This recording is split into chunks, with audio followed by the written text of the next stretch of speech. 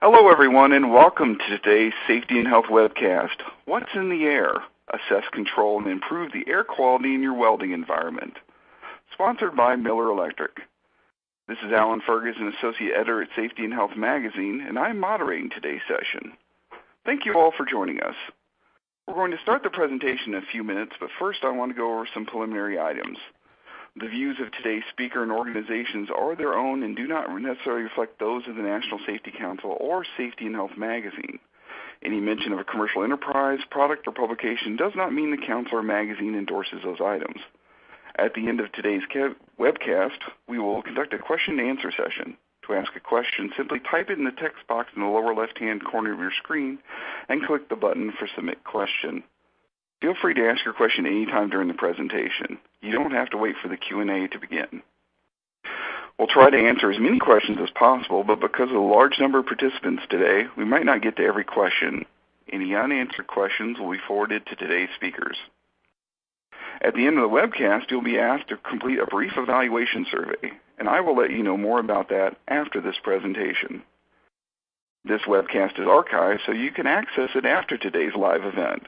To view this webcast and all of our past webcasts, go to safetyandhealthmagazine.com/events. Finally, if you need basic troubleshooting information, click the Help button located on your screen. With that, let's go ahead and get started. Our speakers today are Andy Monk, Brian Bellile, Susan Fiore, and Bert Schiller. Andy Monk is a Bernard Product Line Manager for semi-automatic products within the commercial and construction/fabrication markets. His primary focus is on the truck and trailer, oil and gas, and light-duty market segments. In this role, Andy is responsible for integrated commercial guns, self-shielded FCAW guns, FUME guns, water-cooled guns, and semi-auto consumables. Brian Bellile has gained an array of knowledge and skills as a mechanical engineer and product manager for ITW Welding over the past 7 years. He currently is a product manager with the Miller Welding Safety and Health team, overseeing the welding environment category, including Miller, FUME extraction, and respiratory products. Susan Fiore is an advanced applications manager with ITW Hobart Brothers Welding. She is a materials engineer with over 30 years' experience in the welding industry. Her expertise covers a broad range of welding and weldability-related concerns. She has extensive experience with issues related to the weldability of steels, nickel-based alloys, product development, and welding fume mitigation and control. In her current role with Hobart, she works closely with customers to resolve issues and promote new ideas and welding innovations. Susan is past chair of the American Welding Society Safety and Health Committee and currently serves as chair of the AWS Safety and Health Subcommittee on Fumes and Gas. Prior to joining Hobart Brothers, she worked at Lawrence Livermore National Laboratory as a welding safety manager, and at Edison Welding Institute as a product manager and senior engineer. Bert Schiller is an industrial hygienist certified in the comprehensive practice of industrial hygiene. He has over 35 years of experience with a wide variety of industries. Bert also worked with OSHA in Michigan for 5 years and has taught at the University of Michigan for the past 5 years. Speakers, whenever you're ready, go ahead and take it away. Before we get started and talk about weld fume, we'd like to make one quick note that every welding environment is different and needs to be evaluated by a qualified industrial hygienist to determine the appropriate course of action for fume controls. This presentation is intended for awareness and introductory purposes and should not be used to replace professional consultation or complete review of owner's manuals. To start things off, we'd like to take the time to briefly discover what weld fume is and the common types of hazards found in this fume, as there are many forms that a hazard can be in the air. A fume itself is defined as a solid particulate in the air and is usually less than 1 micron in diameter. Gas, however, is a low-density material and responds greatly to changes in temperature and pressure. Mist is defined as a liquid droplet that is suspended in the air. And finally, a vapor is a gaseous form of a substance that we normally see in its liquid or solid state at normal room temperatures and pressure. Today, let's dive a little deeper into fume particulate itself, specifically looking at weld fume.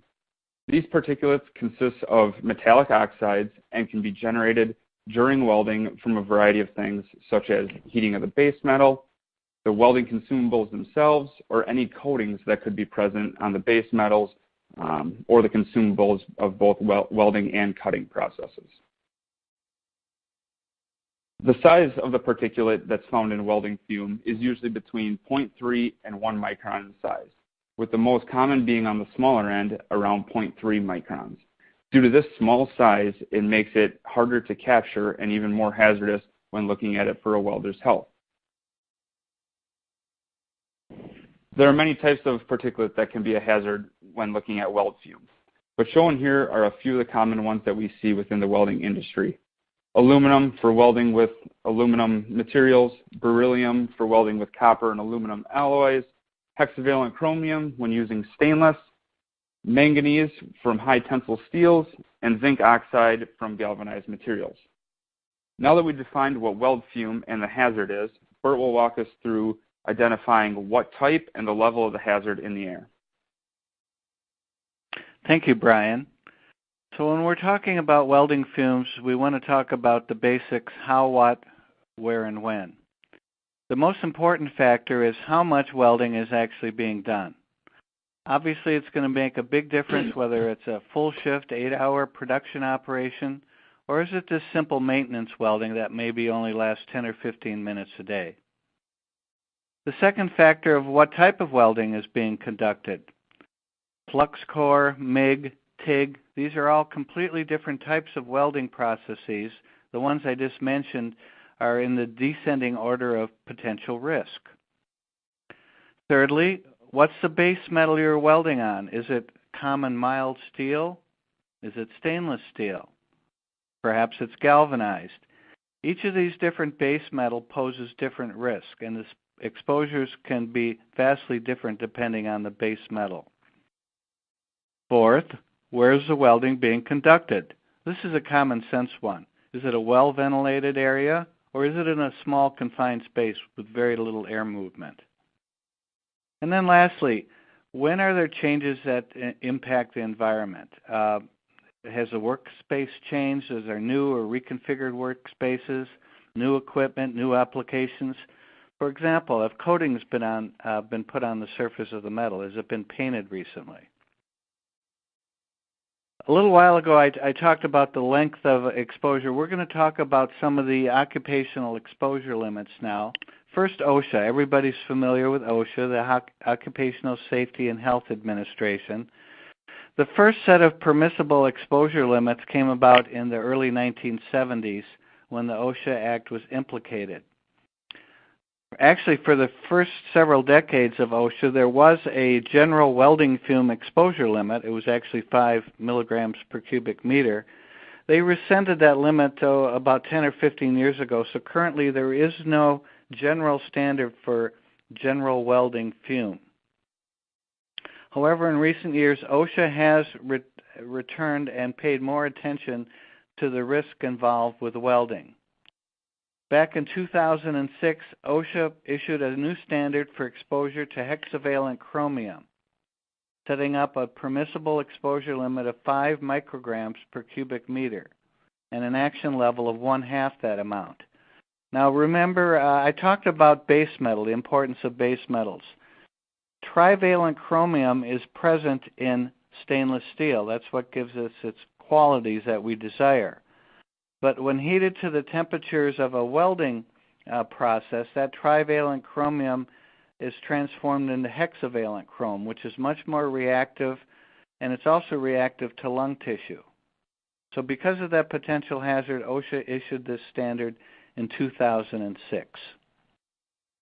OSHA has also placed exposure to manganese on its list of intended regulatory actions. And this action was taken because of another group, the American Conference of Governmental Industrial Hygienists. Now, this group predated OSHA by a couple of decades. They actually set the first set of exposure limits anywhere in the world. This is not a governmental agency, it's a volunteer professional society. Back in the 1950s, they set a list of occupational exposure limits called threshold limit values. These TLVs form the basis of the first list of OSHA PELs that were written in the 1970s. Well, these folks are very active. They take a look at all the exposure limits, and every year they update several of them. Back in 2006, the ACGIH set a new threshold limit value for manganese at 0.2 milligrams per cubic meter. Now, just to give you some contrast, the existing OSHA PEL for manganese is 5.0. So this is significantly lower. That's 25 times lower than the existing OSHA limit. And then going even further, in 2009, the ACGIH established a notice of intended change, changing the limit down to 0.02. So that's 250 times more restrictive than the OSHA exposure limit for manganese. When assessing the health hazards, it's good to have any good safety professional as a place to start. It's best to bring in a professional industrial hygienist to evaluate the extent of the potential risk. There are certified industrial hygienists, CIHs, which are certified by the American Board of Industrial Hygiene. And although anybody can be qualified to take a sample, it's best to get a CIH to at least review the results of the samples that are being taken. Hygienists can be found on a corporate staff. They're available through your insurance broker or underwriter. There are also consultants, and you can check the American Industrial Hygiene Association. They have a list of consultants that might be used. Next, we're going to move over and talk about the hierarchy of controls. How do you control welding fumes? There's in Industrial Hygiene 101, we learn there's a hierarchy of controls, not only for welding fume management, but any occupational health risk. And the best way to control a risk is either by elimination or a substitution. Susan's going to talk about some of these in a minute. For one reason, we can lower the percentage of manganese in the welding electrode, for example. There's engineering controls. Typically here we're talking about mechanical ventilation systems. We're going to talk about those also. Then, of course, there's work practice and administrative controls. And last but not least, there's personal protective equipment. That's our hierarchy of controls. So, Susan, I'm going to pass it off to you. Thanks, Bert. Like Bert said, I'm going to be talking about the process modification and substitutions, which is the top of the hierarchy of controls. Obviously, the first option might be to eliminate welding. I'm really not going to talk much about this because, for the purposes of this presentation, it's not really necessarily a practical option. The next step might be to modify the welding process. Different processes have different fume levels that you might be exposed to. Changing the welding parameters can make a difference in the amount of fume that's generated. Automation is another option. If you're automated, you're obviously not going to be exposing the operator to the same level of fumes.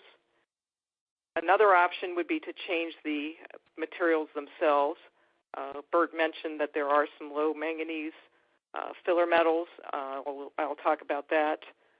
There are also filler metals that are lower in fume generation. Shielding gas can make a difference in the amount of fume that's generated. And as Bert mentioned, the base metal is also important.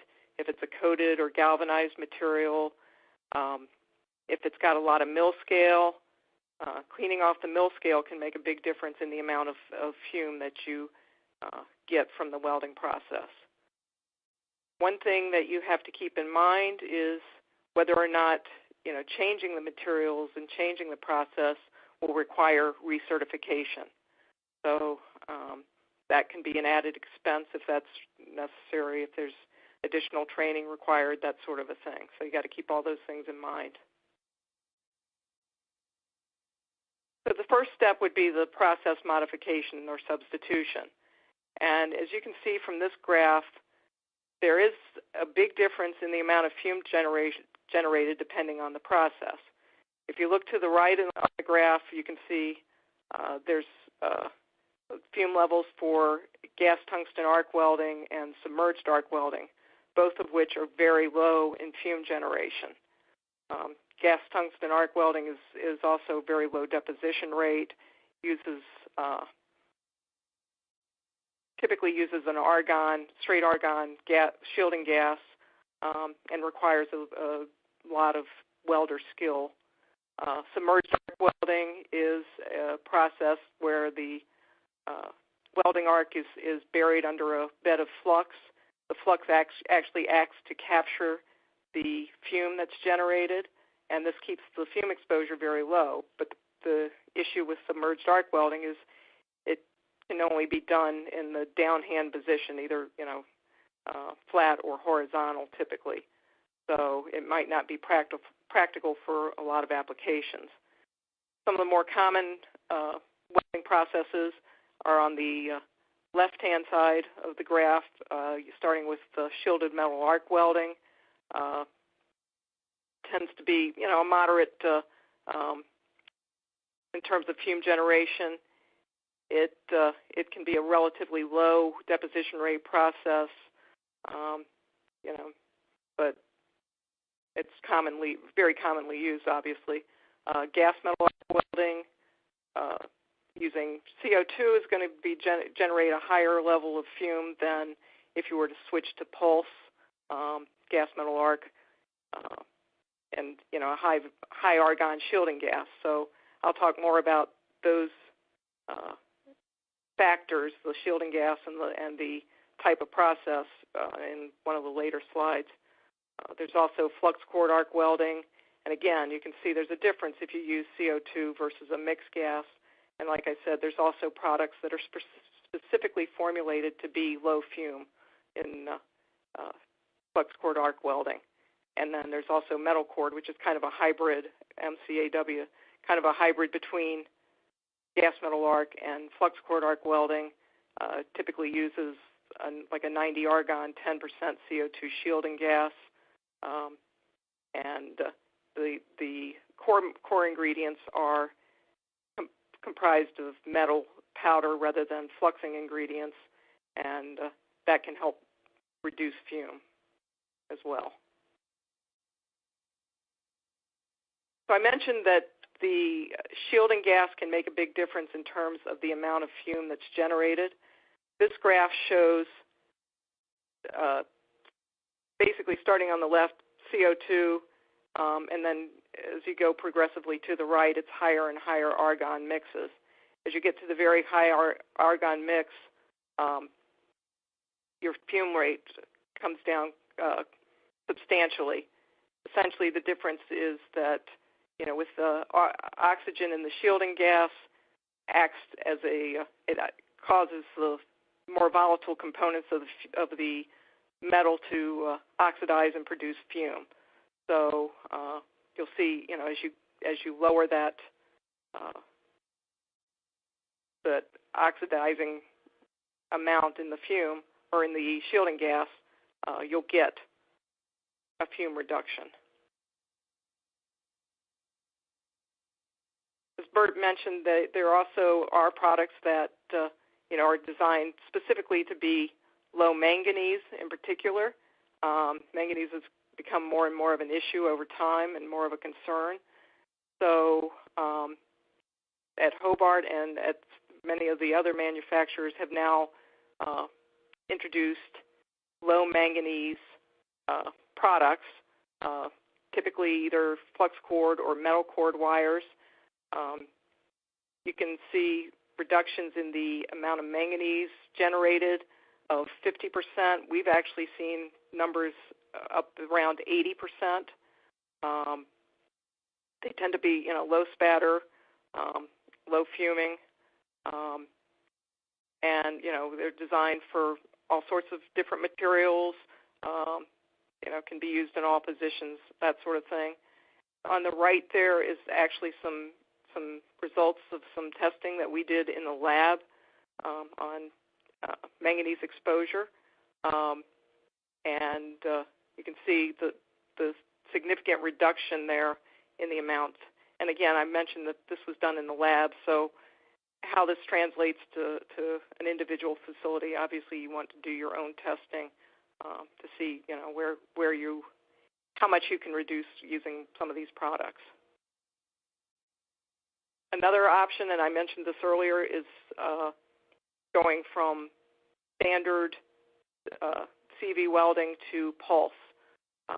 It's been found, there was a study back in the 90s done by John Deere where it was discovered that using pulse transfer instead of conventional transfer would give a significant reduction in the amount of fume.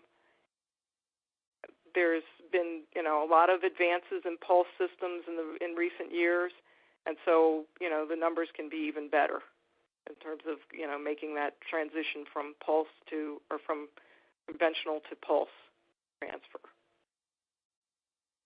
So just to kind of summarize what I've been saying, some of the advantages, one of the big advantages to making modifications to the process is that you're protecting everyone in the area. If you have to go to PPE, then you're only protecting the operator. You're not protecting the surrounding area. So changing the process itself can help to protect everyone in the area. Another advantage is that specific fume constituents, such as manganese, can be targeted. And finally, it's a very easy change to implement. Some of the disadvantages, if you're going to change process, you might need to invest in new equipment. Depending on what the change is, you might be able to, you might not have to, but if you're welding using stick electrode right now, you'll probably have to change to new equipment if you want to switch to, say, gas metal arc welding. Because you're making a change, you might need to retrain some of the welders. You may need to requalify, as I mentioned before. One of the issues with going to higher argon gas mixture, they are typically more expensive than CO2. And finally, not all processes will work in all situations. Like I mentioned with TIG, you've got very low deposition rates. Submerged arc, you've got positional concerns, and of course you've got to consider the mechanical properties to make sure that the change that you're making is going to work for your situation.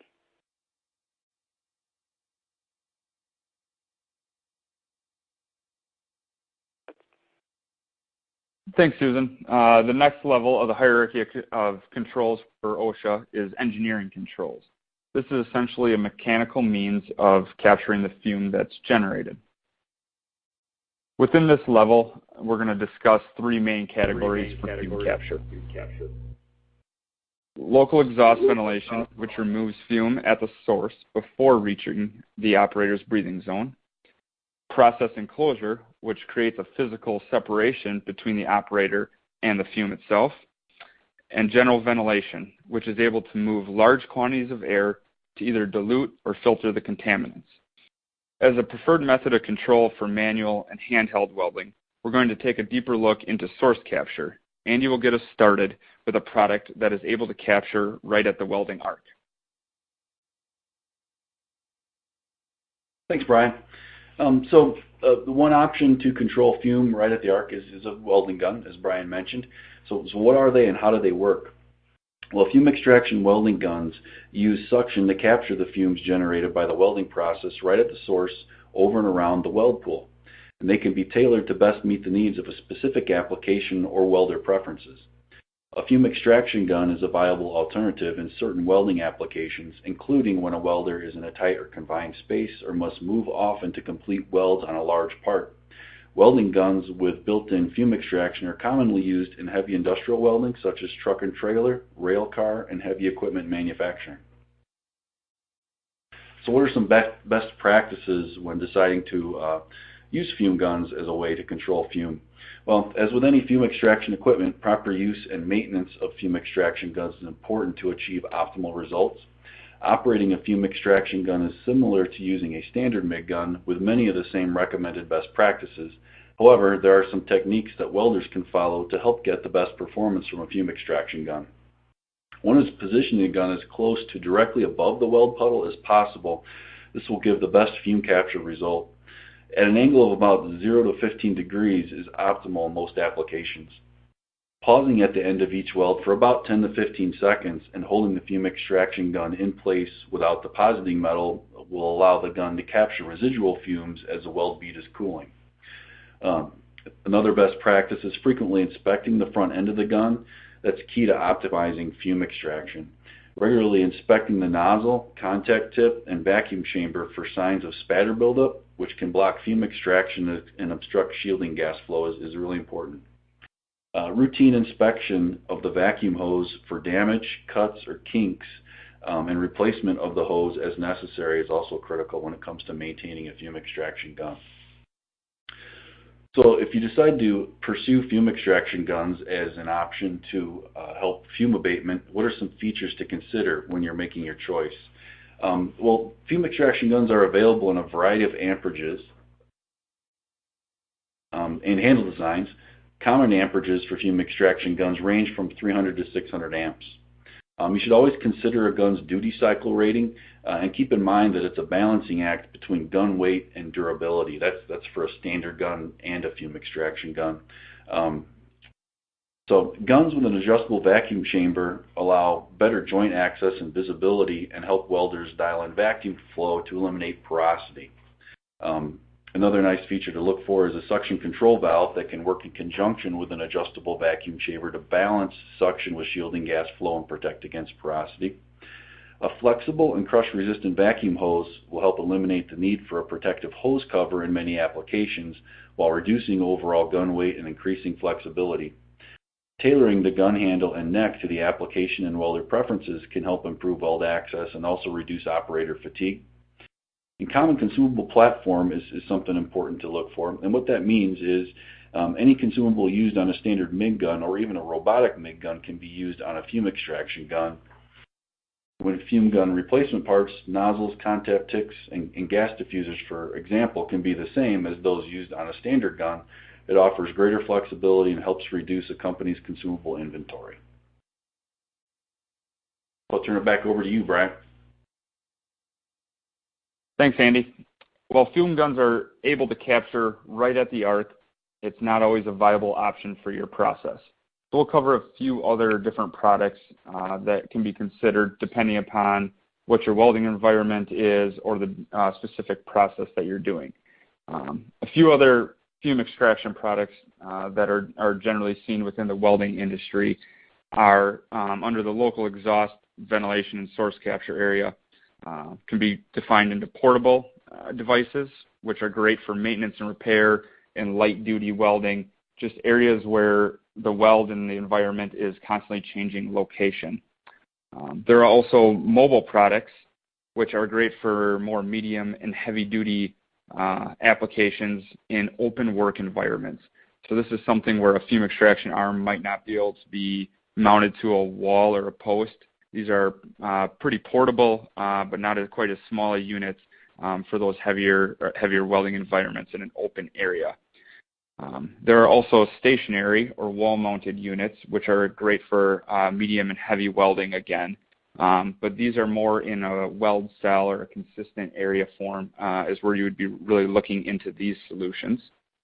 And there are also centralized solutions for local exhaust source capture. Centralized solutions are great for multiple weld cell booths where you're looking at having multiple extraction arms, but looking to have only one collector for your filtration device. Another thing to consider when looking at fume capture is general ventilation. This is usually seen in an HVAC system and uses ambient air cleaning. Although this system does not provide capture right at the source, it is great to consider for your overall shop environment. So it's not removing the air before it reaches the welder's breathing zone, but it can be great for other personnel in the area that's around the welding operation. And the last form to really consider for engineering controls is process enclosure. This is OSHA's preferred method for the engineering control level. The reason this is such an ideal solution is that it creates a physical barrier between the operator and the weld fume, completely removing them away from the hazard. The one thing to note, this method still does require a source of filtration and removing of the fume. This is most commonly seen in a hood that is put over the entire cell itself, and usually is hooked to some type of a collector, whether it's a centralized or stationary device for the actual filtering mechanism. A few things to consider when looking at engineering controls and fume extraction devices. There are a couple things that can really affect the performance of the device itself. A few things to keep in mind are the work environment, as doors, fans, any air travel and disturbances can really affect the weld plume and how it travels into the extraction device. The part size or the number of joints can also take a big change for fume extraction devices themselves, as they may require moving the device for proper placement, of trying to pull the fume away from the operator and not past them. And then obviously other equipment that is within your shop itself, such as cranes, ducting, those kinds of devices might actually interfere with the fume extraction device and limit its access to where the actual weld joint is. A few other things to consider when selecting your extraction device is really the amount of welding that you're doing, as this is going to affect the filter life and, of course, consumable costs. In general, there are two styles of filters to consider, both disposable and self-cleaning filters. Disposable are best for light-duty applications having lower arc-on time. These units initially have a lower cost investment than self-cleaning, but they have a much less lower filter life than what you would see in a self-cleaning application. So self-cleaning filters themselves have an application in the device to actually get the weld particulate off the filter, and they're great for medium to heavy applications. When you're looking at using the self-cleaning in a proper method, you can get up to 8 times longer life than a disposable filter for these units themselves. A few other things to consider when you're talking filter life and performance of the machine is really the quantity of fume that you're doing, whether it's fume generation rate or just the arc-on time itself. If the parts are clean and full, are free of moisture and contaminants like rust and oil, and then obviously the type of fume, whether it's a welding or a cutting process, these all can play a role in your filter life and the type of fume extraction device that you're deciding to go with. So there are many considerations really when looking at engineering controls and fume extraction device, but there are a few key advantages and disadvantages to remember when you're evaluating this method of control. These solutions are able to capture the hazard before it reaches the operator's breathing zone. They're able to improve the general workplace environment in the air in the workplace, and there's a solution that can fit almost any application. On the contrary, however, there are a few limitations when considering engineering controls. Base restraints may require a physical change to the work environment or not allow the fume extraction device to be used. Consumable costs are a consideration when you're looking at the filter life and replacement filters on your maintenance regimen for the unit itself, so the cost is something to take into consideration there.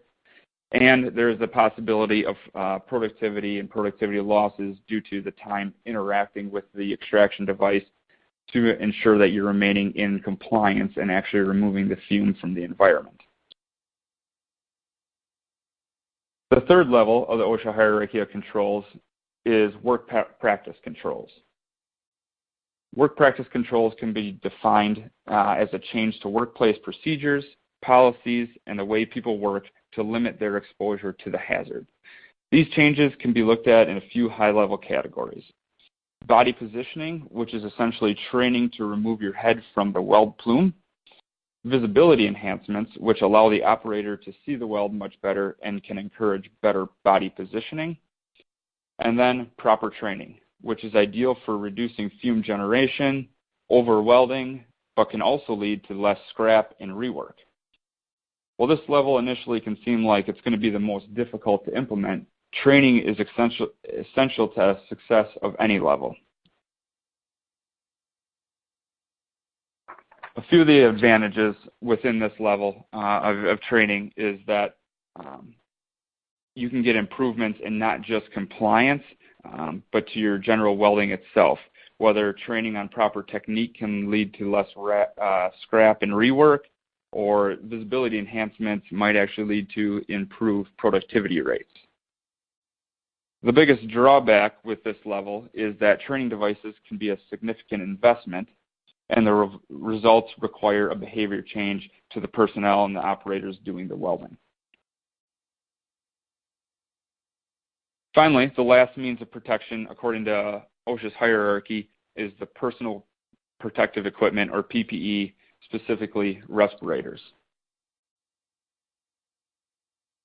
These respiratory devices, what they do is they create a barrier between the hazard and the operator, preventing them from inhaling the hazardous substance. This is not necessarily the most preferred method of protection, but there are a few essential times that should be taken into consideration of when this method of control should be used. The main times to use it are if other methods are not feasible, or they're not able to reduce the limits low enough from, like Bert was talking about with OSHA and the ACGIH, below those levels would be a time to consider respiratory as a last means of defense. Another time to use it would be during maintenance or in emergency situations, or while you're looking to install or maintain other fume management solutions.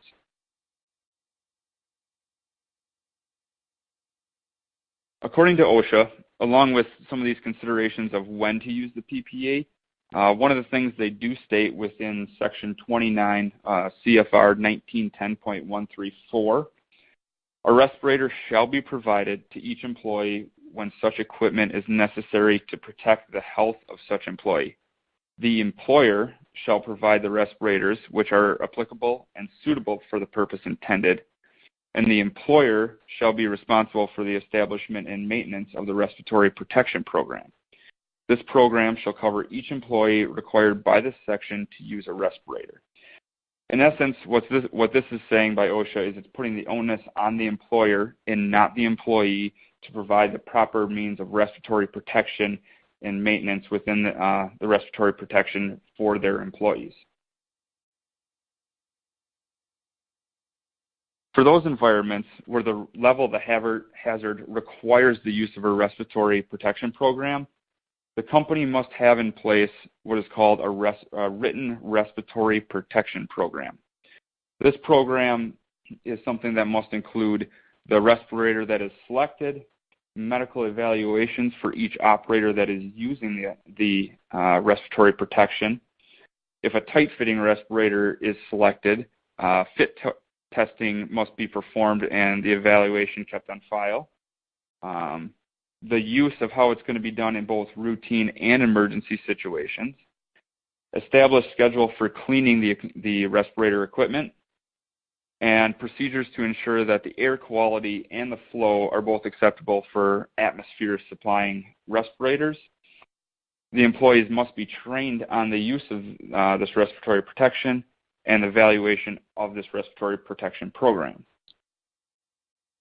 Now, not all environments require the use or mandatory use of respiratory protection, but some employers will offer it to their employees as an option to use as a means of protection.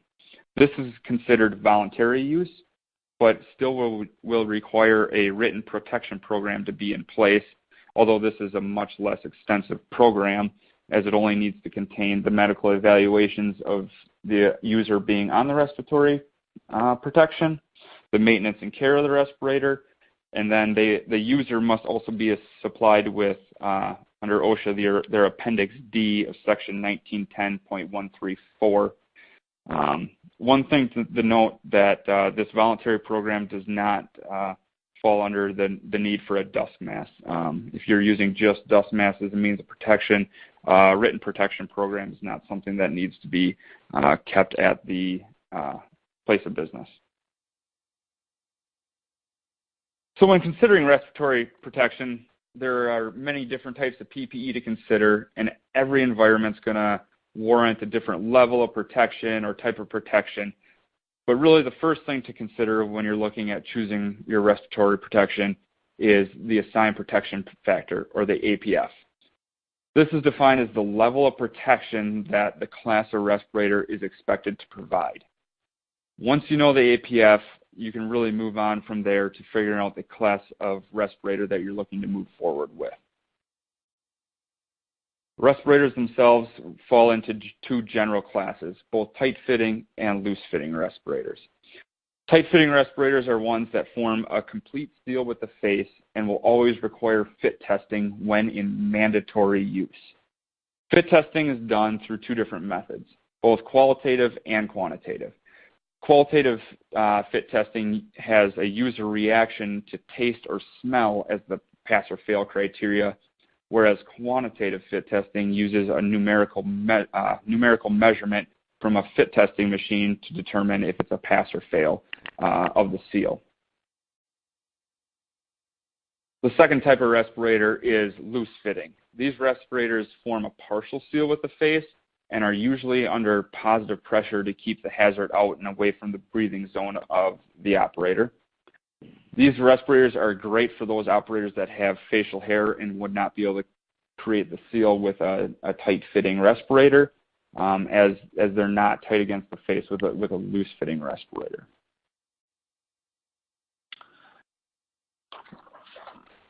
So along with the APF and the classification of the respirator, the type of respirator is really the final consideration to make when you're trying to choose which respiratory protection is best for your environment. There are two main types of respirators that are common in the welding industry, and they are air purifying and atmosphere supplying respirators.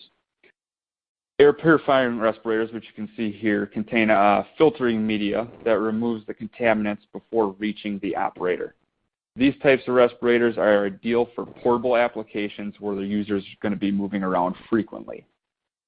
Within the air purifying type of respirator, there are a few products specific to weld fume when we think about the welding environment. Disposable respirators or masks are a non-reusable mask, as it's entirely made up of the filter media itself. Half masks are a reusable mask that uses replaceable filters, but generally these masks are tight-fitting, so will require some type of fit testing to be performed before you can wear them. And then the last type is really a powered air purifying respirator, also known as a PAPR.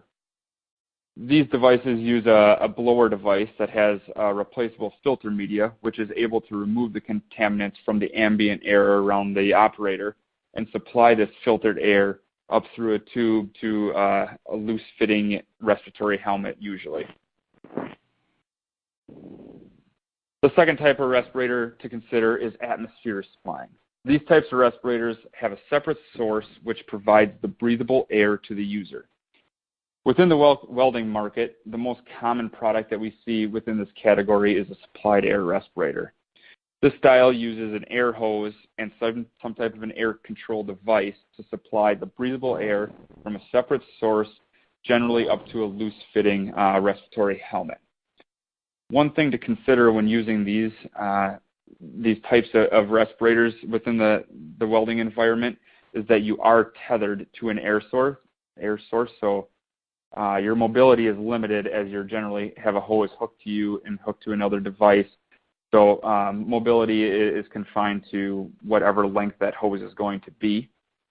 That being said, there are some cost benefits with these units, as they don't have the same turnover of the filter life and consumables that you're going to see within your normal air purifying respirators that we just discussed. While this form of controlling weld fume is really considered the last means of protection from OSHA, there are many advantages that you can get from these units. These respiratory devices can deliver filtered air directly to the user's breathing zone, and some supplied air units can actually provide heat stress relief in hot working environments. Loose-fitting respirators can be a great device for combating any safety glass fogging that you normally would get with a tight seal from a tight-fitting respirator.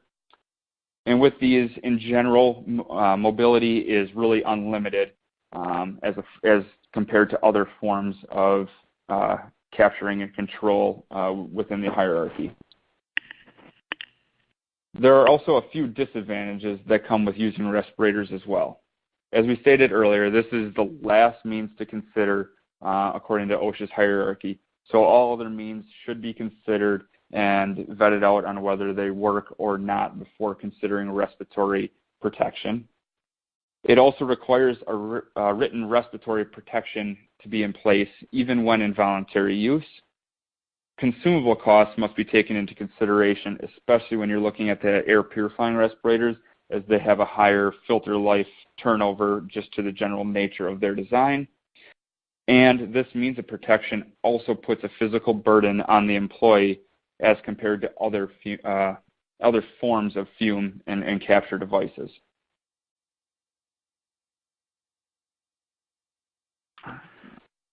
So to summarize the hierarchy of controls, there are really 4 main levels to consider, and they increase in effectiveness as you move up the hierarchy. So the biggest thing to remember is to start at the top and work your way down. When it comes to compliance, there is really no one answer that solves every weld environment and every hazard. It may require multiple different solutions and testing or retesting of the hazard, and it should be considered an ongoing process. So as things change in the workplace or with regulations, it may also require you to have retesting done or consider a different solution. So before I turn it over to Bert for a wrap-up, really the biggest thing to remember is that anytime there is a change, get your fume levels retested. Thank you, Brian. That was an excellent job. So that was a quick review of the overall process and how we're going to control the welding environment. First and foremost, we want to control the welding environment to protect the health and safety of our employees. But there's other benefits resulting from fume reduction, reducing indirect costs such as lowering insurance premiums, workers' comp premiums. It can protect you from OSHA inspections and fine. I've been involved with many cases where we've done weld fume studies, and OSHA comes in and they see we've done a job already, and they'll turn right around and not conduct an inspection. And also can help to recruit and retain skilled workers. When the workers know that you care about their health and safety, they're going to stay with you. So we have time for questions. I'm going to turn it back over to the moderator to field those questions. All right, thank you very much, and thank you to all of our speakers for your excellent insights and expertise. And before we start the Q&A, I want to remind everyone of the evaluation survey we're asking you to complete. The survey should be appearing on your screen now. Your input is important because it will help us improve our future webcasts.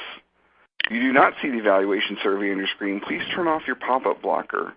You can also access the survey by clicking the survey button near the lower right part of your screen. Okay, let's get to some questions. Can you more specifically explain the configuration of a fume gun system?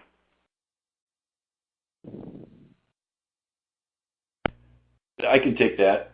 Yeah, in general, you have a vacuum source or a unit that generates the vacuum. So the gun connects to your welding power source, and there's generally an elbow on the rear strain relief of the gun that you connect a vacuum hose to, and that goes to the vacuum source. So that vacuum is pulled then from the source through the hose that leads to the gun, and then over the neck of the gun, through the handle, and through a vacuum hose that goes over the power cable of the gun. Thank you very much. Next question. Why is PPE at the bottom of the list when it seems like it would be the less expensive of all the solutions and provide immediate results for the operator?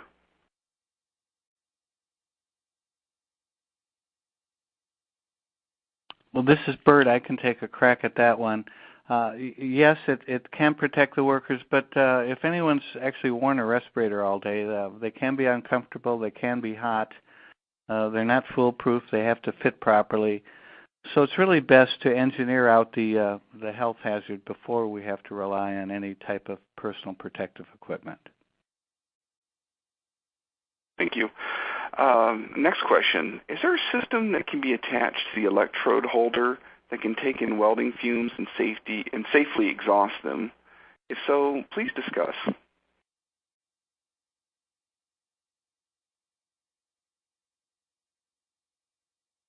Hi, this is I can take that one.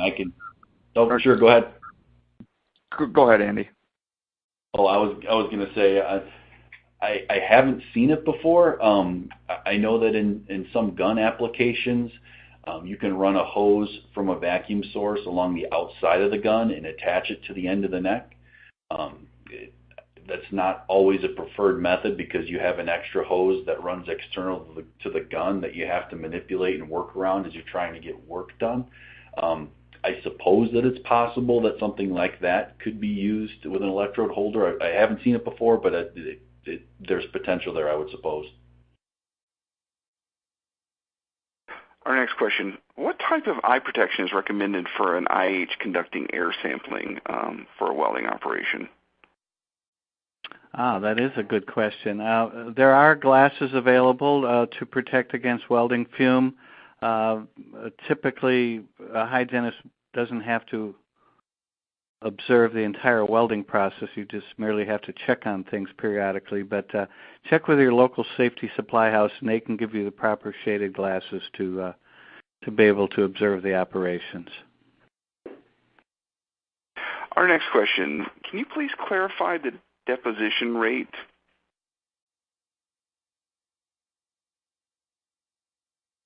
I can take that one.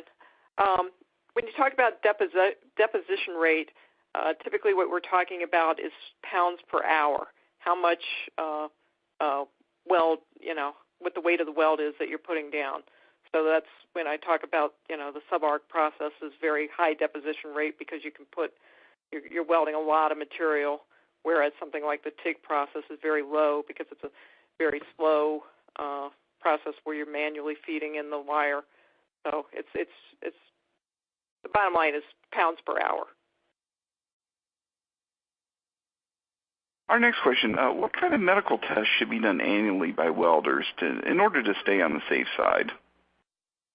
This is Bert. I'll take that. Again, according to OSHA regulations, there is no requirement for an annual physical. You have to fill out that Appendix D to make sure you're medically fit to wear a respiratory protection, but there's no regulation according to OSHA where it has to be annual.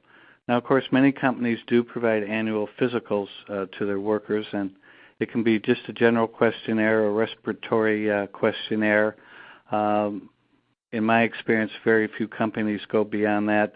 A pulmonary function test might be given to an employee to ascertain his lung function, but again, it's not required by OSHA.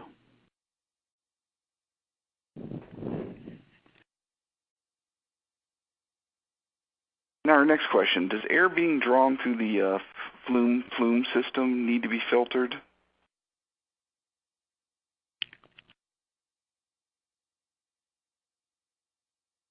I can take that one. I guess in general it would depend on what air is being pulled through the fume system. If it is a hazardous air or if it has those hazardous elements in it, then yes, it would need to be a filtered device, whether usually seen in the collector before it is either exhausted back into the facility or outside the facility. Our next question, do powered air purifying respirators require a medical evaluation and fit tests? Really, I can anything. Take that one as well. Go ahead. Yep. So really, any respirator that is being used or respiratory protection will require the medical evaluation for mandatory use and voluntary use as well. But the fit testing will really depend on what that device is. So if it's going into a loose-fitting helmet, let's say, that will not require fit testing. But if it is going into a device that is tight-fitting, more of like the half-mask looking style where it's tighter around your face and mouth, that would require fit testing. Our next question, should a welder be concerned with fume extraction gun, their fume extraction gun affecting the shielding gas coverage? Hi, this is Andy again, and yeah, I'll take that. Yeah, you definitely should, but there are a couple different ways to mitigate that. So we talked a little bit about an adjustable vacuum shroud. So that's a piece that goes over the standard weld nozzle. And one feature to look for in a fume extraction gun is whether or not that's adjustable.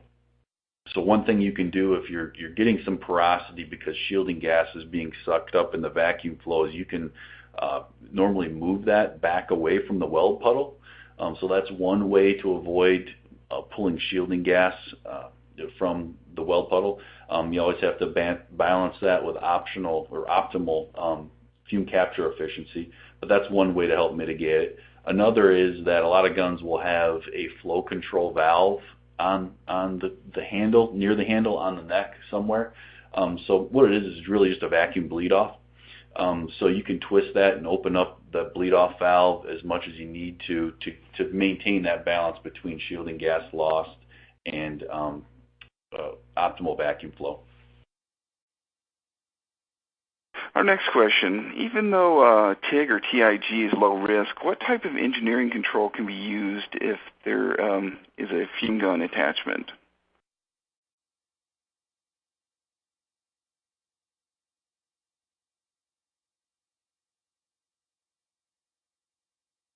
I can take that one. I guess for the TIG process, there's not necessarily a fume gun attachment as Andy kind of went through when you see it in the MIG process. But there are some different accessories that can be used with the actual filtration device to bring it in close to where the actual weld arc is. There's some different nozzles and slotted devices that can actually get that vacuum hose very close to where the welding arc is. If it would be needed with TIG to actually have a source capture device. But to my knowledge, there's no actual fume gun per se for the TIG process. Our next question is resistance welding using electrical current to melt the metal pieces together in a press as opposed to using ordinary welding gases just as much of a concern for fume emissions?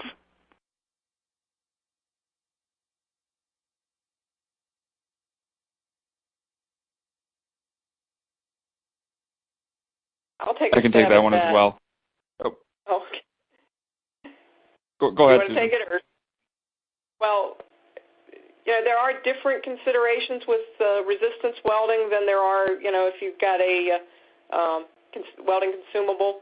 The main thing with resistance welding is you got to keep in mind what the material is that you're welding and if there's any kind of, anything on the surface. So depending on the material, it may or may not be as hazardous, but the only fume that's going to, be in play there is going to be coming from the base material. So I don't know if somebody wants to add to that or not.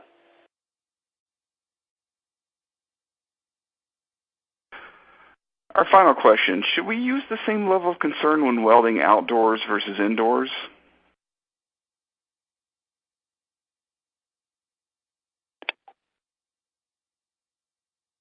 Well, this is Bert. Obviously, there's lots of variables there too. How windy is it? If there's significant natural breeze, you want to be upwind of it. So positioning the task outdoors would be important. You don't want to have the wind to blow the fumes in your face. But generally speaking, obviously outdoors is going to be better. And there's lots of construction activities, obviously these days with pipelines and so on. Sometimes you have no choice where you're positioned, but generally speaking, outdoors is going to be pretty safe. All right, thank you, everyone. Unfortunately, we have run out of time. Sorry we didn't get to everyone's questions, but all of today's unanswered questions will be forwarded to our speakers.